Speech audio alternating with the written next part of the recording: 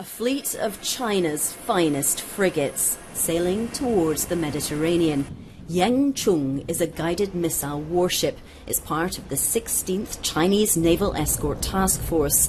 It will provide an additional layer of protection to the Nordic vessels that will be carrying the chemical cargo. China's doing this to push forward the political resolution of the Syrian issue. It's part of China's responsibility for maintaining world peace and security as one of the UN Security Council permanent members. The Cypriot port of Limassol has been transformed into a stage for countries taking part in the Syria mission. It started with the Danish and the Norwegians, but in the last few days we've seen the Russians here, and the Chinese are expected soon.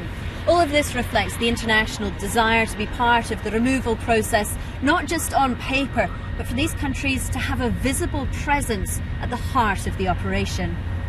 The deal to destroy more than 1,000 tons of chemical warfare agents represents a rare policy upon which the UN Security Council's 5 permanent members and the Syrian government can agree.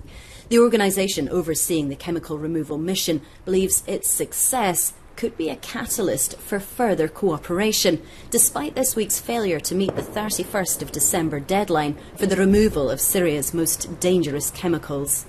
We are still on track for meeting the ultimate and only important deadline in the whole process. This is the deadline of 30th of June 2014, at which date Syrian chemical weapons program must have been and will be forever dismantled.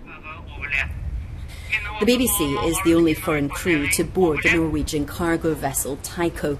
Special containers have been kitted out with the essential protective and medical equipment. The Norwegian crew aren't anticipating any problems at the port, but they are prepared for the worst. I think would be a combination of a gunshot wound combined with pollution from one of the chemical agents. The Alawite heartland of Latakia, when the convoy of Russian armoured trucks arrives at the location where the chemical containers are due to be collected, there is now likely to be an international battalion of warships waiting in these waters. Anna Holligan, BBC News, Limassol.